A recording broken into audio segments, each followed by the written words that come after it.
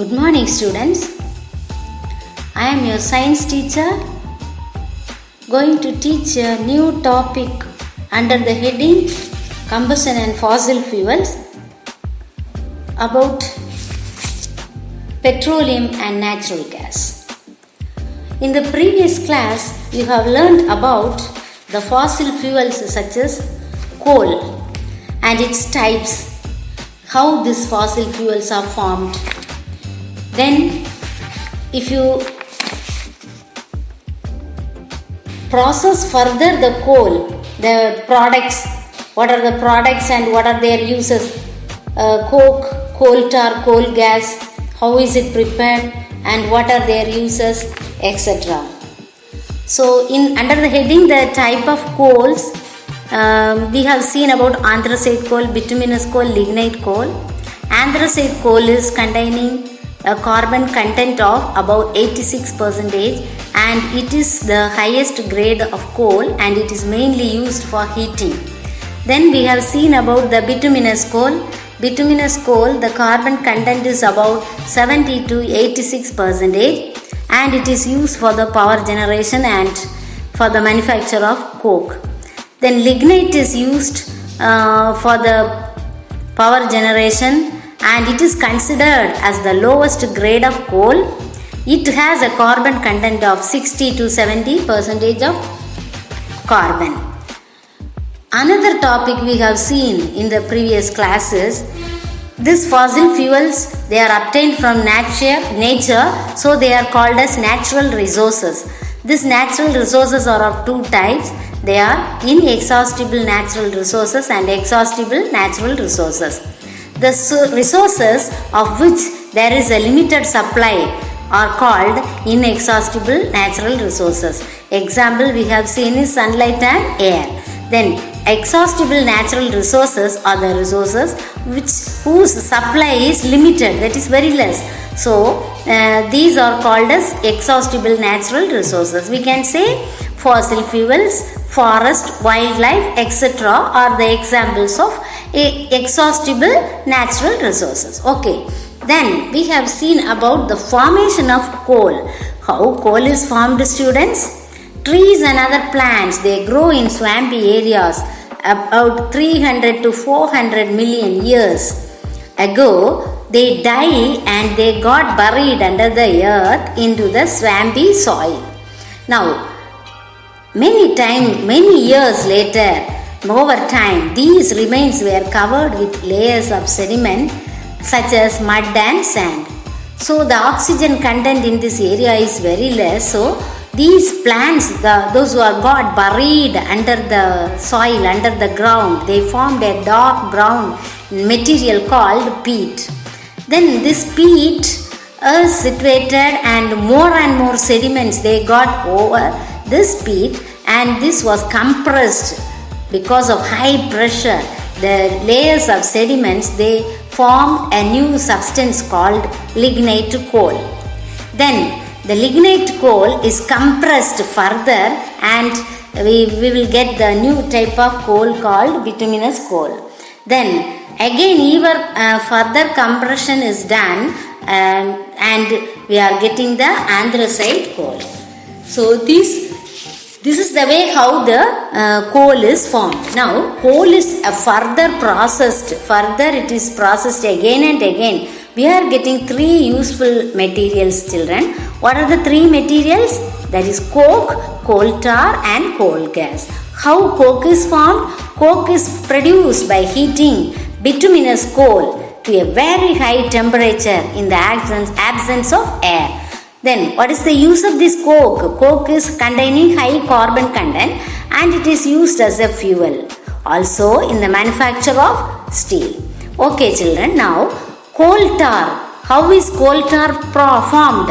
It is the byproduct that is got during the manufacture of coke. So this coke is used in anti-dandruff shampoos, ointments, then soaps, perfumes, etc. The last product we get from further processing coal is coal gas. Coal gas is a gaseous fuel and it is obtained as a byproduct of the process of manufacturing of coke. Now, before this natural gas is found or developed, we used coal gas for as domestic and lightning fuel. Okay students, that's all about the previous class. Shall we start the new chapter, new topic today in this chapter?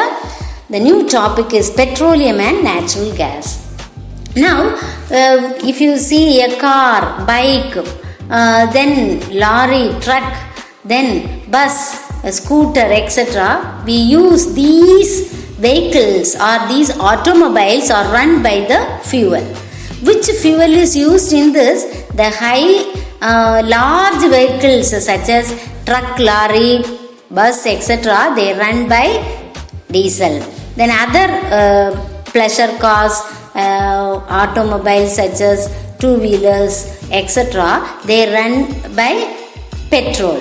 Now, from where do you get this petrol and diesel, children? That's why we have to study about petroleum. Now, petroleum is otherwise called as crude oil. What is meant by crude oil?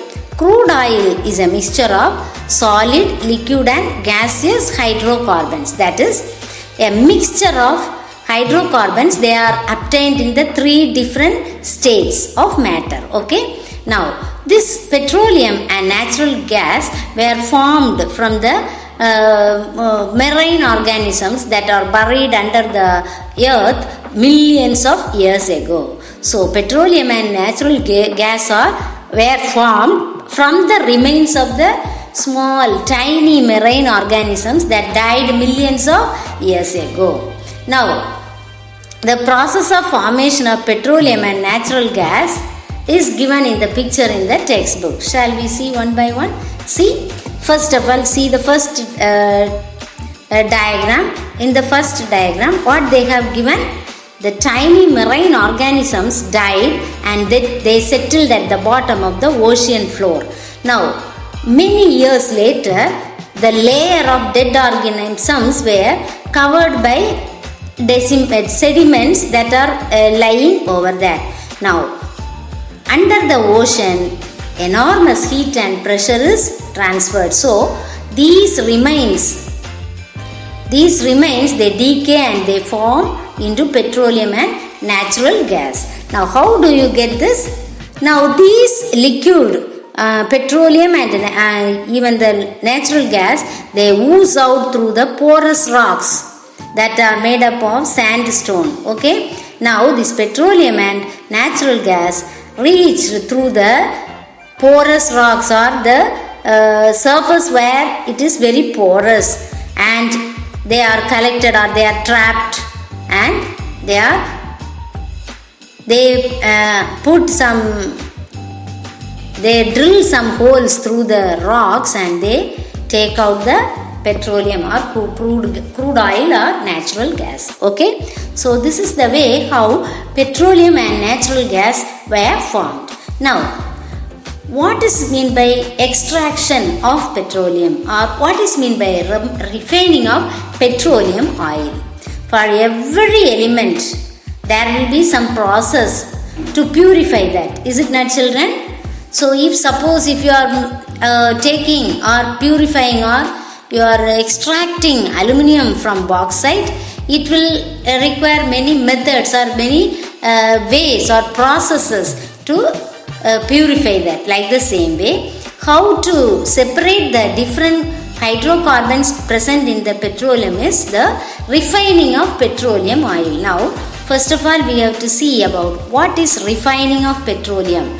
See, petroleum oil is separated into useful substances through a process called refining of petroleum. So, when the petroleum is heated, what is happening in a fractionating column? At different temperatures, the different hydrocarbons will be evaporated and they will be collected. So, this process is called refining of petroleum. Okay. Now, shall we see now? This petroleum and natural gas, they are extracted by drilling holes through the impermeable rocks. Now, first we will see about the petroleum. Petroleum oil is separated into many useful substances through a process called refining of petroleum. Now, this refining is done in oil refineries. In this process, what is done, students? Petroleum is heated to a temperature above 400 degrees Celsius. So, when it is heated above 400 degrees Celsius in a fractionating column, then what is meant by fractionating column? It is a cylindrical structure fitted with horizontal trays. Now, when it is heated, the vapors of petroleum rise from the fractionating column. So, they cool and condense at different heights depending upon their boiling points, and they are collected in different trays. Now, what about the uncondensed hydrocarbons? That is, all the hydrocarbons will not be evaporated. Some are not condensed, not evaporated. So, these uncondensed hydrocarbons, they pass out through the column. So, this refining process of petroleum is called fractional distillation of petroleum. So, this refining process of petroleum is called as fractional distillation of petroleum. Now, shall we see about the different products got from petroleum, refining of petroleum? Okay, children. First of all, when it is heated up to or below 40 degrees Celsius, we will get the material called petroleum gas. What is the use of this petroleum gas? It is used as a domestic fuel in liquid form.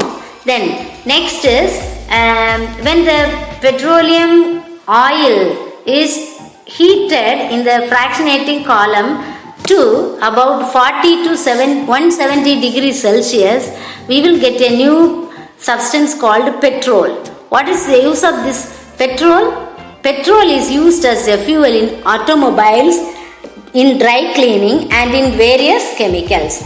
Then when again the fractionating column is heated to 170 degree to 250 degrees Celsius, again it is changed into kerosene as a fuel in lamps and towns. Then 250 to 350, we are getting a new product called diesel. So, what is the use of this diesel? This diesel is used as a fuel in heavy vehicles or heavy motor vehicles and generators. Now, then when again it is heated when it is heated up to 300 to 400 degrees Celsius only, we are getting the new product called fuel oil. Then above 400 degree, we are getting the product called lubricating oil, which is used for lubricating a machine. Now, we have seen about the various byproducts that are got from the refining of petroleum, isn't that? So, now we are going to see about the next small topic called natural gas and its uses. What is meant by natural gas? What are the uses of this natural gas? Natural gas is used for the generation of electricity. Okay? Then, what are the uses? First, natural gas is used in the generation of electricity. That is, in order to get power or in order to get the electricity, we are using natural gas. Second one, CNG. CNG means compressed natural gas. This compressed natural gas is used as a fuel in automobiles and it is more environment friendly than petrol or diesel. What are the uses of natural gas? Natural gas is used for the generation of electricity. Compressed natural gas is used as a fuel in automobiles because it is better than petrol or diesel and it will not emit any harmful gases. Then, it is used as a domestic fuel. Why? Because it can be easily transported to house through gas pipelines. Then, it is used in the production of ammonia. Natural gas is used to produce hydrogen. It is used in the manufacture of steel, glass, plastics and other products. So, these are the uses of natural gas. For every substance, there will be some limitations also. Like the same way, there are some limitations regarding fossil fuels. Two main limitations of fossil fuels are there. What are they? First one is limited availability in nature and air pollution caused due to their use. So limited availability in nature. First of all, fossil fuels will take millions of years to form. So if we use again and again these fossil fuels, the existing stock of these fuels will become finished. So we will not get until natural processes have regenerated them. So that is the first limitation. Second limitation is about air pollution. Use of fossil fuels will make undesirable substances, or it will add undesirable substances, poisonous gases or pollutants in the atmosphere. So these pollutants, they will affect the living organisms. Either it is plant or a human being or animal. Then these pollutants, they will form, or they can be in the form of particles or gases. So there are some harmful effects regarding that. Some of the main air pollutants in the using of fossil fuels are carbon monoxide, carbon dioxide, then oxides of sulfur and nitrogen, that is sulfur dioxide and nitrogen dioxide, nitric oxide, etc. Then soot particles. So these are the main air pollutants. They cause harmful effects to the human being or the living organisms. Now let us see about the first main air pollutant. Carbon monoxide is the first air pollutant, which is a colorless, odorless and tasteless gas. How is it prepared, children? It is produced by the incomplete combustion of fossil fuel. So whenever a fuel is not burning in the adequate supply of oxygen or air, so that is called incomplete combustion. Okay, when incomplete combustion takes place, we will get the carbon monoxide gas. Now, when you expose yourself in front of carbon monoxide gas, it will cause headache, dizziness. Sometimes it may even lead to coma and death also. So, the main air pollutant is carbon monoxide and it is harmful to us. Then the next one is carbon dioxide.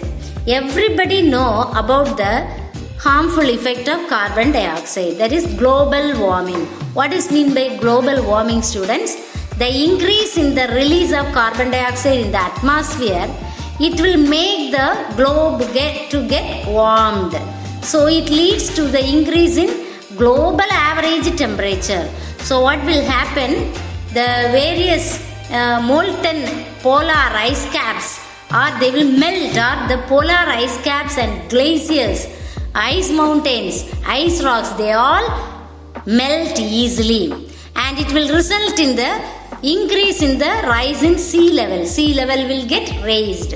So what will happen? The coastal area will be submerged into the water, into the sea or ocean. So this is the disadvantage of carbon dioxide gas level increase in the atmosphere.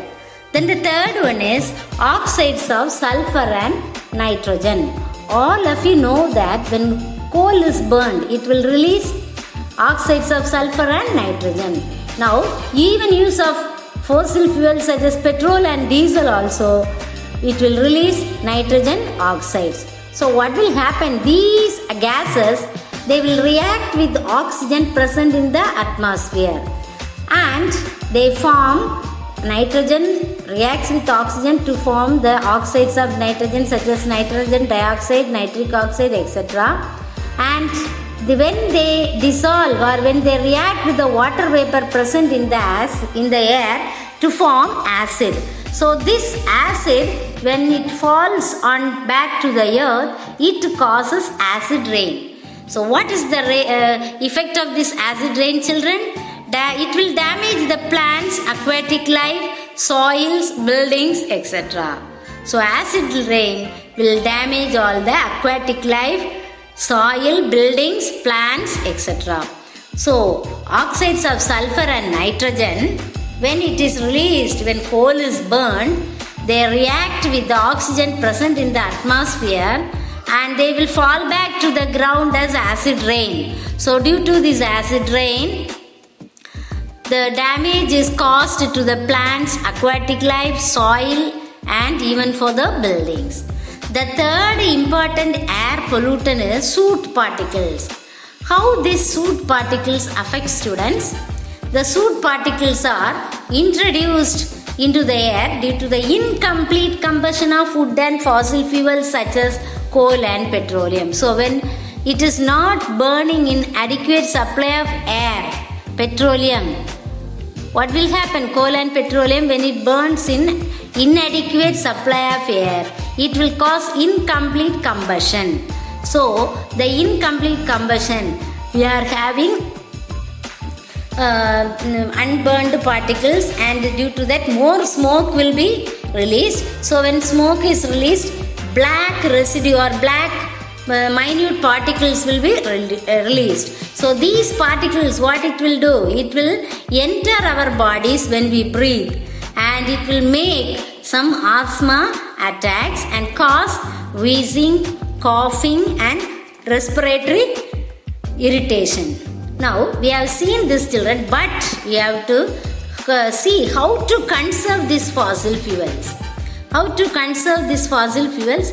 This can be done in two ways. The first way is judicial use of existing resources and use of alternate source of energy such as tidal power, wind energy, solar energy and nuclear energy. Why we want to do like this? Because we have to meet our fuel needs.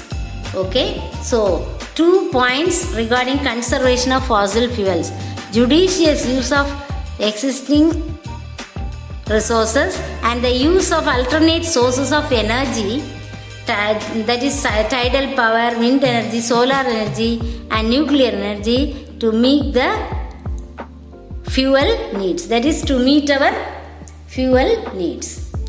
So what is that you have to do today? You have to watch the YouTube class and learn whatever questions I am sending you to PDF. Thank you, children. Thank you.